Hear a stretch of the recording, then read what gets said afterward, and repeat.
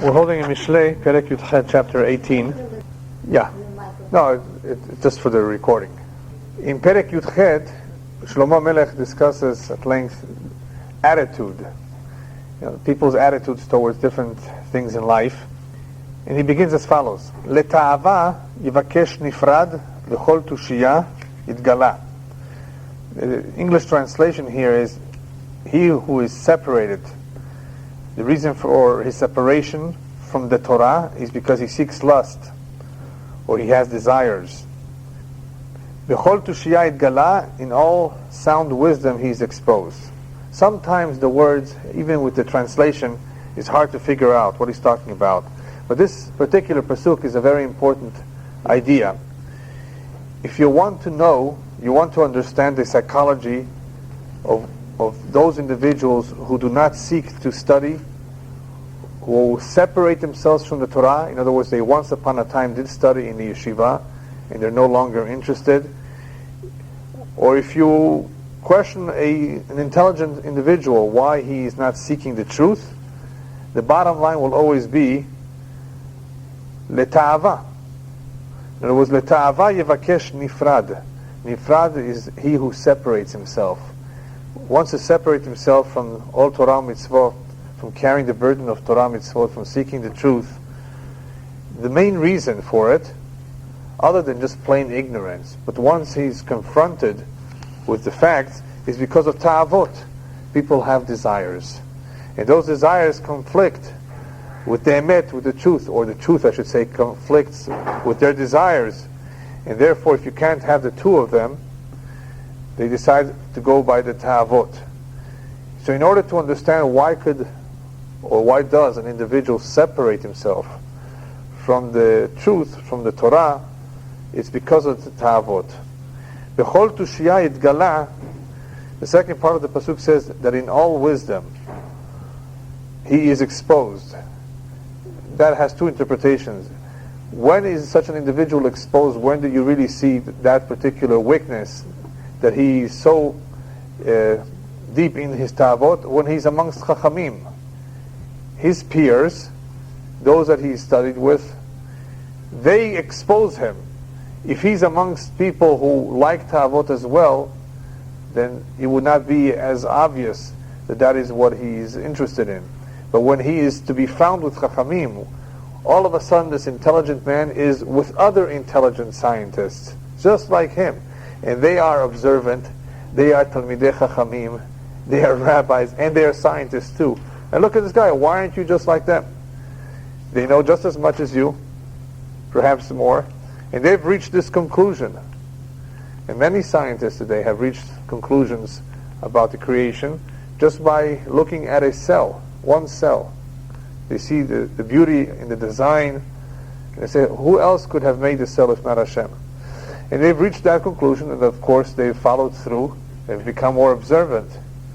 So, b'chol tushiyah yitgala, amongst those who are wise in all wisdom, he will be exposed. Or, in all wisdom, not necessarily wise people, but in any class where wisdom is being taught, it will be exposed. In other words, his reasons for not accepting the facts would stem only from ta'avot. That is what will come out. That is what will be exposed. The next pasuk follows very similarly, but speaks about one who's not so smart, one who's a fool. Lo yachpotz ksil bitvuna ki mitgalot libo. A fool does not delight. I would translate, he does not desire understanding, but in revealing his heart. In other words, a fool does not desire, does not aspire to know the truth. He's a fool. All he's aspiring to is to satisfy his personal needs. Therefore, when he's in a class, when he hears others talk about a particular topic, he does not have any interest to further investigate the matter and see if it's true. If people would only investigate that which they hear, which sounds interesting, then of course they would discover a lot that they did not know, but they do not dig deeper. They're not interested. That is a foolish attitude, and that stems from not aspiring for the truth.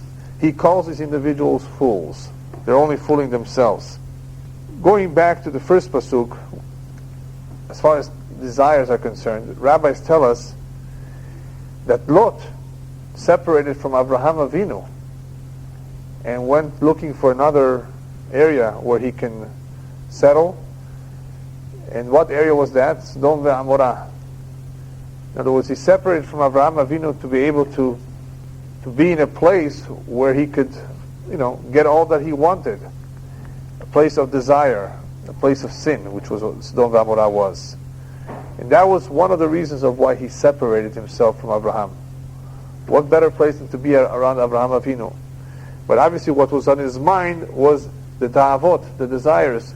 And that is why he found, or he looked and found that particular place.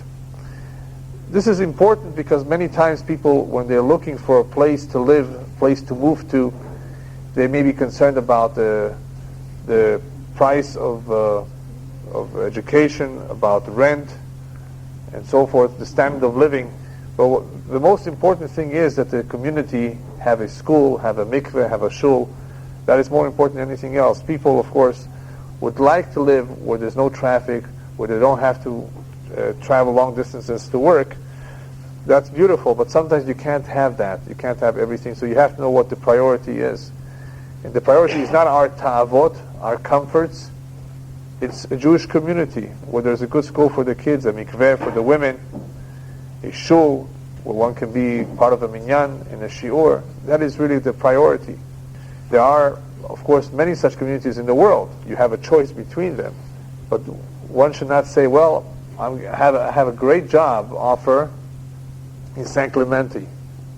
San Clemente, nice little community, part of Orange County, I think, right?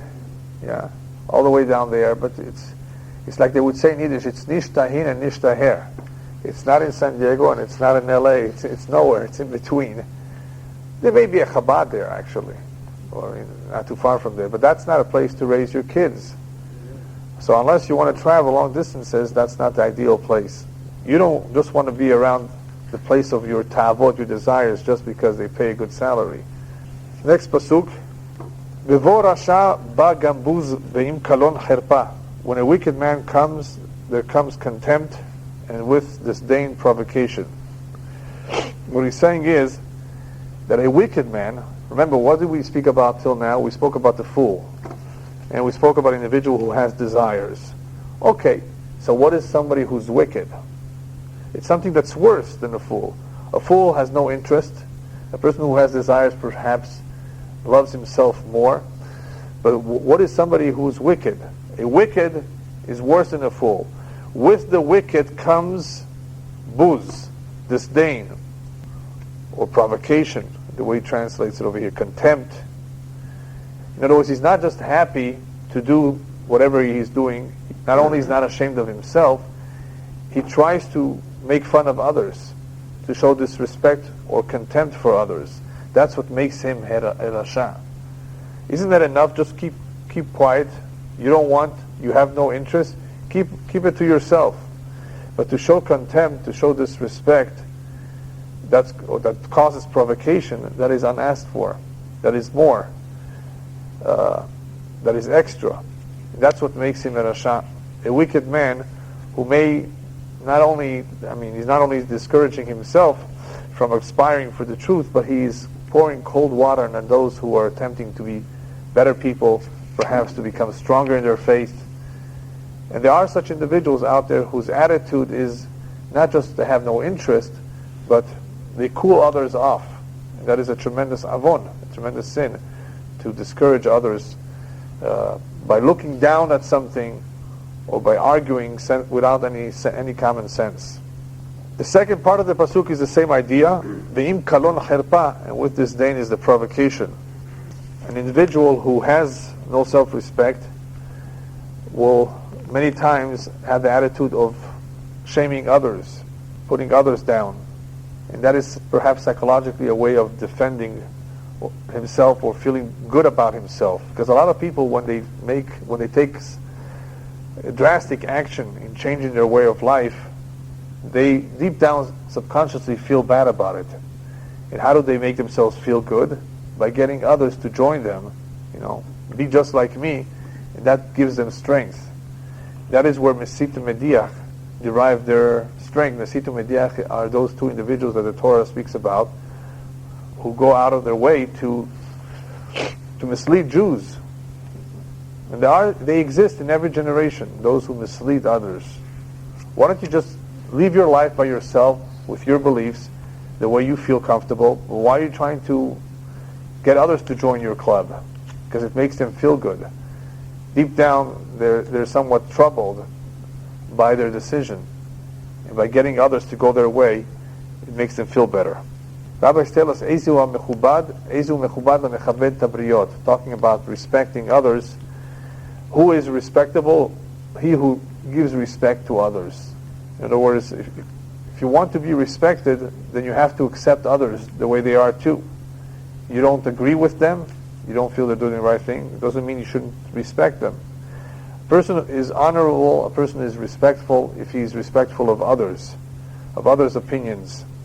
But as the pasuk here says, a rasha's attitude is to put other people's down. Next pasuk, Ma'im amukim divrei pi ish nachal novea mekor chokhmah. The words of a man's mouth are like deep water. The wellspring of wisdom is a flowing stream. If you just read the pasuk by itself, it's very difficult to figure out what he's talking about. Deep waters, the words of a man, or the wellspring of wisdom is a flowing stream. Here he's talking about chokhmah, wisdom. Even though the Torah says, Lo b'shamayim the Torah is not something far out where it's not reachable. The Torah is very reachable to anyone. But here we're talking about chokhmah. Chokhmah is a deeper wisdom. That requires effort. In other words, the Mishlei is telling us, even though I've extolled and I've spoken about the beauty and importance of chokhmah, it does require effort and work. Don't think it comes easy. It's deep waters. Divrei pi ish. Whenever it says ish, it means a wise person. You want to be able to draw this water, it's like in a wellspring. You have to work hard to get it. It will not easily come to you. You have to go searching for it. And throughout the book of Mishlei, he emphasizes this point, that it's out there. Go and get it. And he does say from time to time that it's not so difficult. Here, he seems to imply that don't think you can just pick it up. I mean, you do have to apply yourself, you do have to make some effort, because the waters are deep, the waters of the Chokhmah. The next pasuk, Se'et pnei rasha lo tov le'atot tzadik b'mishpat. The lips of a fool, actually, it is not good to be partial to the wicked, to subvert the righteous in judgment. Se'et pnei rasha means to raise, to accept, or he says to be partial to the wicked. It is not good. The reason he mentions this over here is because in the past few chapters we've spoken about bribery and how bad that is. And we've spoken about how silence is a great thing. If you have nothing good to say, keep it to yourself, keep quiet. We've spoken about silence. Silence is something very good. That even for a fool, it's a good thing to be silent, because so long as he keeps his mouth shut, nobody knows that he's a fool. So we've spoken about the benefits of silence. Here he says, it is not a good idea to be partial to the wicked or to be accepting of their ways. So there are times when you don't want to be silent. So now he's going back to what we said before. Remember where I said about silence? Well, there's some times where you cannot be silent. Where you see a lack of justice, you see that what the judge is doing is wrong, or what the individual doing that is wrong. Because here we're talking about judgment, so that's why I said judge. If you see something wrong, something corrupt, you have to speak up. And whoever does not speak up, when he sees, when he observes, when he hears something wrong, he will be punished. He will be blamed for being an accomplice, in a sense, for not having said something. You never know. Sometimes if you were to say something, that would make a difference. So Se'et pnei rasha lo tov. It's not good to just be partial or to be accepting of a wicked man. Le'atot tzadik b'mishpat. To subvert the righteous in judgment. In other words, to do something corrupt, or to allow, to be accepting of something that is corrupt. This is not only in court, this is anywhere. In one's home, if something is not right, one has to speak up, one has to point it out, one has to say something. So there is a time to be silent, and there's a time not to be silent. Next pasuk, Siftei chesil yavo beriv ufiv lemalumot yikra. The lips of a fool will enter a quarrel, and his mouth calls out for blows. A fool gets himself into trouble. In other words, he gets himself into trouble because he's used to fighting, he's used to not listening to others, and therefore he easily comes to blows, he easily comes to quarrels. The attitude of a fool is always to quarrel. Why? Because he doesn't like it when people do not agree with him. There's a lot of people who think that they're always right. That attitude of thinking that you're always right is a foolish attitude, which leads to trouble. Now, when he says, I want to point this out, I've mentioned this in the past, anytime he says fools, sometimes we think of a fool as somebody stupid, somebody who's ignorant, somebody who's less intelligent than us.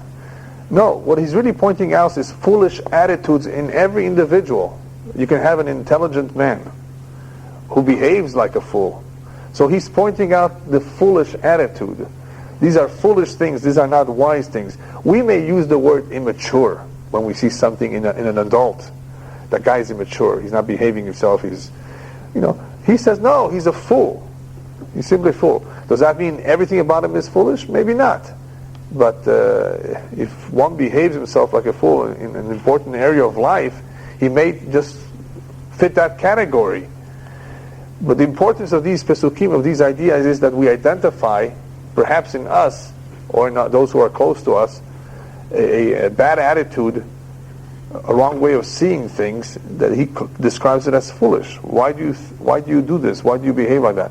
One who always thinks he's right, always argues, is not happy when people do not agree with him in everything he says, that's a foolish attitude. And therefore he comes to blows. In other words, it comes to fights and quarrels. And that leads us to the next pasuk. Pi kesil mechitalo. A fool's mouth is his ruin. In other words, people will fall, people will fail, people will make mistakes, people will say the wrong things. Usfatav mokesh nafsho. And his lips are a snare. In other words, a trap for himself. Because once a word is spoken, you cannot take it back. And the fool over here, his problem in this pasuk, the fool has a problem with thinking things over. He talks before he thinks it over. He talks before he seeks the advice of others. He says things that ruin it for him. Sometimes you're trying to, invest, you're trying to buy, you're trying to get a good deal, and you try to somehow convince the other individual of whatever you're trying to convince him. If you say the wrong thing, you might ruin it for yourself. There are many, many stories and many examples of people who have ruined it for themselves because they said an extra word.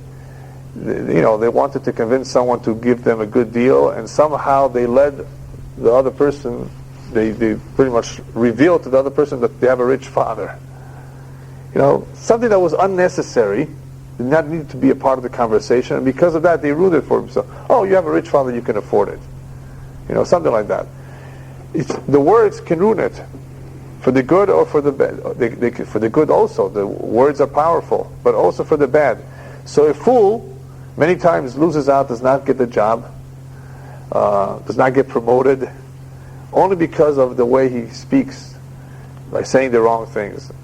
So what's the moral over here? You have to be careful when you before you say something, you think it over, especially when you're in a fight, when you're very upset, and you may not be able to have full control over your words, then you really may ruin it. Husband and wife situations, when the tempers are blowing, a lot of people are out of control, they say things, and that leaves a scar, sometimes a permanent scar. And the women remember for many, many years what their husband said or did years ago. So you have to be careful. Otherwise they'll remind you. I remember what you did 20 years ago. So pi kesil mechitalo. It's the downfall of the fool that he doesn't think things over, that he doesn't control himself, that he says things just without thinking about them before. So we've spoken about the ksil, we've spoken about the rasha, and now Shlomo Melech introduces to us another individual. Actually, we've spoken about him before. Very interesting individual. He's called in Hebrew, I should say in Lashon HaKodesh, you don't hear it today, it's Hebrew. He's called a nirgan. Anybody heard here the word nirgan? Even if you know Hebrew perfectly, you won't necessarily recognize the word nirgan. it's not used. It's in Lashon HaKodesh. I think the closest word in Yiddish might be nudnik, but it's more than that. A nag. It's not really. It's more than a nudnik. Is a nag. He nags.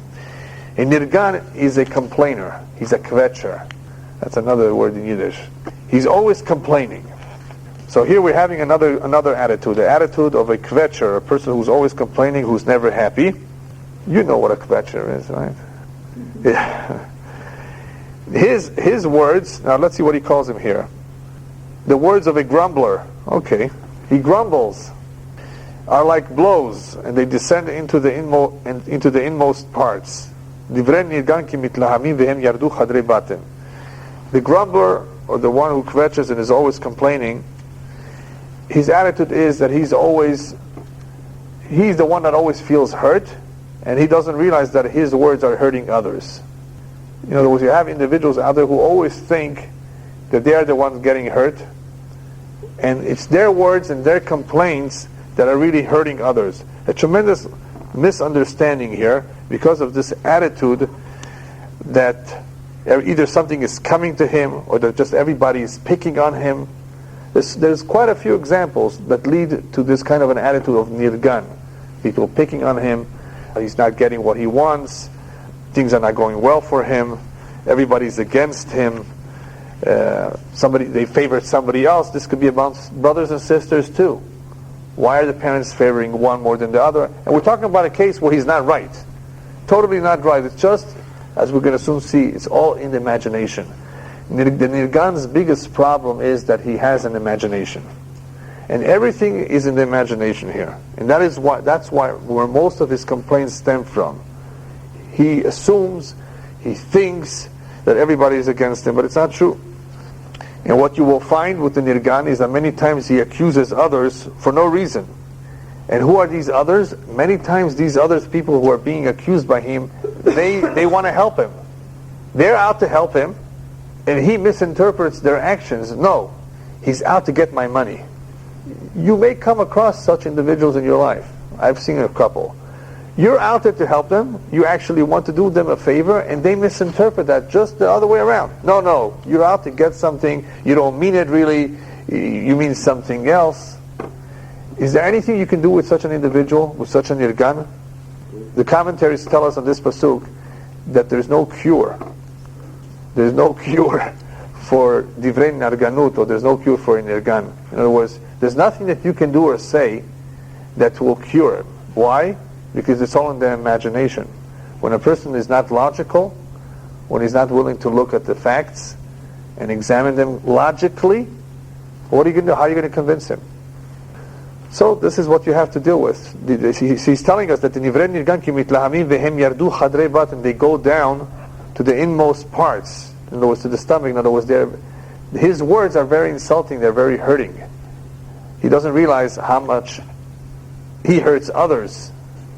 And the reason why he hurts so much others is because others can't do anything for him. They feel bad for him. It's a difficult situation when one has all these ideas in his mind, and it's all from the imagination, and it's not from any concrete facts. So we talked about the complainer. People who always complain, even on those who really are trying to help them. And that's too bad, because these individuals will also lose out.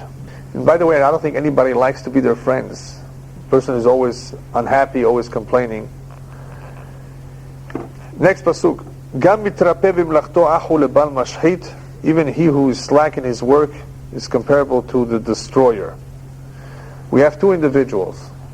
One who, as the rabbis would call it, shev al ta'aseh, he doesn't do anything. And one who's oseh, he gets up and takes action. Here we're talking about negative action. Obviously one who acts in a negative way, he's called the bal mashchit, he's a destroyer. One who is equivalent to the destroyer, one is almost on the same level as a destroyer, just as bad, is mitrape bimlachto, one who does not do any works, sits back and does nothing. Why is he just as bad? That's how he explains it over here. One who is slack in his work is just as bad, or a kin, in other words, comparable to the destroyer. Why is that? We're talking about one who does nothing. What's wrong with doing nothing? Wasting his life, wasting his time. One who is able to contribute to society and does not, sits back, is just as destructive, is just as wasteful as one who is being wasteful, doing something negative. Who he has in mind over here is also the one who studied Torah. One who studied Torah, went to yeshiva, went to school, knows, and lets go of it. Stops learning, stops practicing. Even though he's not doing anything, he's not actively hurting anybody, he's not doing something destructive, mashchit, the fact that he's not doing anything is just as bad. That's what he says over here. One who therefore is a Talmid Chacham, one who learned Torah, who stops learning, is just as bad. What is that? Killing his valuable time. Not only killing his valuable time, he's basically not accomplishing what he could have been accomplishing. He's not contributing to society. Hashem at some point may say, you know what, I don't need you over here. What are you here, just to eat and sleep and have a good time? One has to be active, especially those who are educating Jewish children. As I think I told you the story with this individual who came to the Lubavitcher Rebbe. He was a teacher. He wanted to retire. He was over 60. The Rebbe tells him, from teaching Jewish children, we never retire. What do you mean retire? You retire in the grave. A Jew does not retire from his service to Hashem. You know, we continuously have the mitzvah of learning Torah on a regular basis, except for Tisha B'Av. We don't learn Torah, but you can learn those things that are sad. Otherwise, every day of a person's life until the day he dies, a man is commanded to learn Torah, to continue to put on tefillin, as long as he's healthy, of course, and he can do so. We don't stop doing it. Therefore, an individual who's mitrapeh, who's slack, who lets go, even one day, if he does it intentionally, he's just as bad as a Baal Mashchit, one who's actively destructive. Next pasuk, Migdal Oz Shem Adonai Bo Yarutz Tzadik V'Nizgav. It's a famous pasuk talking about the midah of bitachon. Here we go over to good attitudes, the attitude of one who has reliance in Hashem, who has bitachon Hashem. And he translates it as follows. He translates that the name of Hashem is a tower of strength. The righteous runs into it and is strengthened. In other words, a tzaddik, to a tzaddik, Hashem is like a tower of strength. In time of need, in a time of tzarot, of trouble, he knows who to turn to. He cries his heart out, he prays to him. That is the attitude of a tzaddik. He does not despair, does not give up hope. He relies on Hashem. And the way he demonstrates his reliance on Hashem is by praying to Hashem, by confiding in Him, and by not worrying too much. So for him, for a tzaddik, Hashem is a Migdal Oz, it's a tower of strength. Now because he has strength, because he has this bitachon Hashem, he says, Bo yarutz tzaddik v'nizgav. He can run. What does running have to do with anything? Many times, we have our doubts, we have worries. The person who has bitachon Hashem can run smoothly. He does not have to stop. He knows he will not fall in the middle. He does not worry, will there be a trap? Will there be a stone? Will there be an obstacle? In other words, he can run through life without having any reason to worry or to stop. As the pasuk, I think in Yeshayahu says, Kovei Hashem yachlifu koach yarutzu velo yigau. Those who have trust in Hashem will be able to always be strong, run, and never tire. In other words, never tire from doing the mitzvot of Hashem, because they have no doubts, they have no worries, they have their bitachon in Hashem. A tremendous, one of the most powerful midot that one can develop is his bitachon in Hashem. It would make a big difference in one's life. People, they don't have a worry, but they simply have certain hesitations about doing something or not doing something. One who truly has bitachon Hashem, if he hesitates, it's only momentarily. He pulls himself back, and he does, and he's tamim tiyem Hashem Elokecha, and he does not worry about the consequences. You obviously have to think things out, seek the advice of people, but not worry too much about it. How is it going to come? How is it going to come out right? And I've mentioned this on Shabbat, the previous Shabbat, that one of the most difficult challenges in life, perhaps the most difficult mitzvah, is not Shabbat, is not tefillin, is not eating kosher. It's during difficult times to trust in Hashem. To trust in Hashem, to not have any worries. Everything will be okay. Whatever needs to be, whatever needs to happen, that's what's going to happen. People really think they have control over certain situations, and many times through their life they will be shown by Hashem, you don't have control. You planned on something, it didn't work out the way you wanted it. How much control do we have over life? Do you have control over who your neighbor is going to be? You get to choose your neighbors? What if you get stuck with, a real bad neighbor? Every other day they're calling the cops on you. For nothing. These things exist. To us it sounds funny, but people are stuck with bad neighbors. And we pray for it every morning. Help us with bad neighbors. We don't have control over that. You have kids, right? You have kids, you raise kids. Raising kids is not easy. Whoever has them knows what I'm talking about. Do you have control what the child is going to be, what he's going to do, how many children he's going to have, who he's going to marry? I mean, we have no control. We can't be in full control. We barely have control over ourselves, over life. So the right attitude is to have bitachon b'Hashem, that He is the boss, He manages the world, and He makes the decisions on the outcome. On the outcome. We make the decision as to which path we want to follow. But the outcome, He decides. So why get upset about it? This requires bitachon. And it's tzaddik. The reason he uses the word here, bo yarutz tzaddik v'nizgar, is that a tzaddik has bitachon b'Hashem. So, from tomorrow on, or I should say from tonight on, if you develop bitachon, you can call yourself a tzaddik. Just for having bitachon b'Hashem, that means that an individual is a tzaddik. Why? People misunderstand the word tzaddik. People think tzaddik means he's a righteous man, which is true. He does mitzvot. And Rambam says, whoever has more mitzvot than averot, he's a tzaddik. But that's too simplistic. You know what the word tzaddik means? Shu matzdik et hadin. He always says Hashem is right. Hashem knows what He's doing. That's really the word tzaddik. And that's not easy. Again, from time to time, maybe at least once or twice a week, you will have situations where you will feel apprehensive, fearful, worried. Don't worry. Don't fear. Everything is in the hands of Hashem. There's no reason to fear. There's only reason to fear one's averot, one's own sins, that one is guilty of. But everything else that is beyond our reach, in order to be a tzaddik, one has to develop true bitachon, which means that he trusts in Hashem, he relies on Hashem, he not only believes in Him. The next pasuk is related to this one. We just spoke about the typical bitachon that a Jew should have in Hashem. However, there are individuals who have another type of bitachon. And that is the bitachon in their money, especially the rich.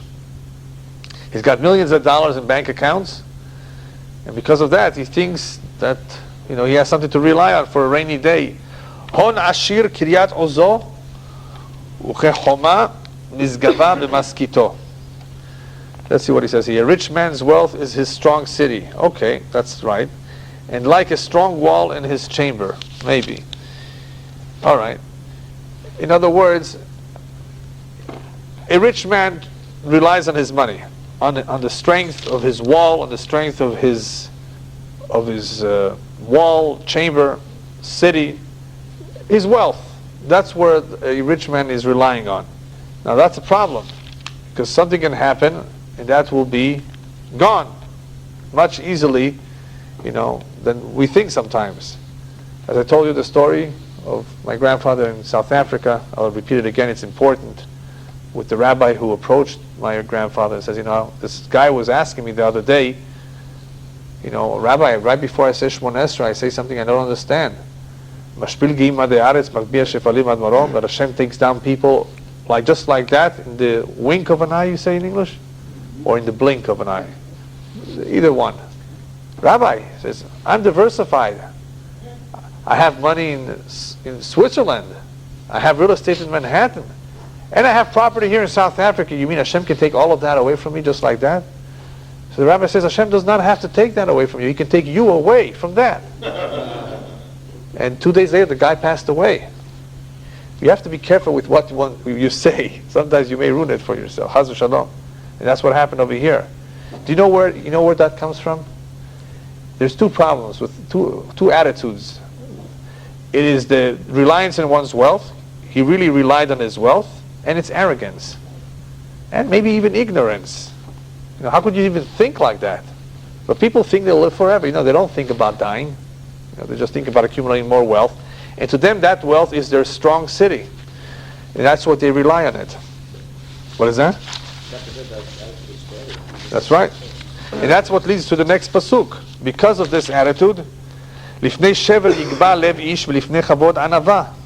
Before ruin, a man's heart becomes haughty, but before honor there is humility. Now there's another similar pasuk that we've already covered in the past, that Hashem sometimes brings one downfall. In other words, He brings his downfall because he was arrogant. So before the downfall, it was because the man was arrogant. In other words, if you want to know why some people have fallen from the top, it could be because they were very arrogant. They thought that they can rely on their money, and Hashem wants to prove it to them that they were wrong. And before honor is humility. Before I explain this part of the pasuk, I'll just share with you a brief story. I don't remember all the details now, but there is a story with the Baal Shem Tov, who once a poor man came crying his heart out to him. I need to marry off a daughter. I don't have the money. Could you help me? Why is life so tough on me? You know, just things are unbearable. Why do I have to suffer so much? Again, he was suffering all his life. No matter what he tried, nothing went well for him. So the Baal Shem Tov told him, you know what? Go to this individual. He gave him the name and address of an individual in this town, and he will help you. So the man traveled far to this town. The story is a little bit different, but this is approximately, what happened. The man traveled to that town, and he asked people for this individual. You know where he lives, where this man is? And as soon as the people of town heard the name, they said, Yimach Shemo v'zichro. May his name be erased. He says, what are you talking about? He says, for this guy, he's no longer alive. 60 years ago he passed away already. He was a wicked man. He was a kamtzan, he was stingy, he didn't help anybody. And he didn't get along with anybody. And if you don't believe us, go to the cemetery. He died 60 years ago. You will find him in this and this plot. And he went there, and sure enough, the guy was dead over 60 years. So he was wondering, why did Baal Shem Tov send him over here? When he came back, the Baal Shem Tov, of course, helped him with whatever his needs were to marry off his daughter. And he says, the reason why I sent you there was because I wanted you to get to know this man. You know who this man was? It's you. In a previous lifetime, you were stingy, you were bad, you were not kind to others. And this is your punishment, this is your tikkun. You've come back in a gilgul, in a reincarnation, and this is what you have to experience. You have to experience what others experienced. You didn't help them. Now you get to see from the other side what it feels like to be on the poor end, not to be able to make ends meet, to struggle. This is your tikkun.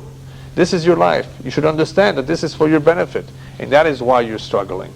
The reason I share with you this story is because we're talking about a downfall to those who are arrogant, to those who trust in their money. Hashem brings them down, sometimes to make a point. Sometimes it doesn't happen in this world. You will see rich people from day one till 99 years old. Their whole life is rich. They're prospering. Nothing happens to them. It does not always mean that things have to happen in this lifetime. It can happen in a gilgul. It can happen as a tikkun in another lifetime. But one way or another, arrogance is going to be dealt with coming down. Hashem will either bring him down during his lifetime to teach him the lesson, or in a different lifetime. However, the second part of the pasuk says, "V'lifnei chavod anava," and before honor is humility. In other words, Hashem gives kavod to those who are humble. In other words, those who are on top, He brings them down, whereas those who are low or humble, He brings them kavod. True kavod is the kavod that comes from Hashem, and that kavod is given to those who are truly humble, who don't think highly of themselves. So I wanted to add that perhaps what Shlomo Melech is also insinuating here is that this man who may have come down, all the way down from the top, perhaps his teshuvah for him to get back to where he was is to become a humble man.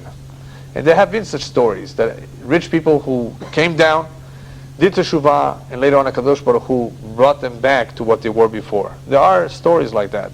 It could be that they did teshuvah. Or it just could be a galgal, like a wheel. The mazal is like a wheel. People are on top, then they're at the bottom, then they're back on top.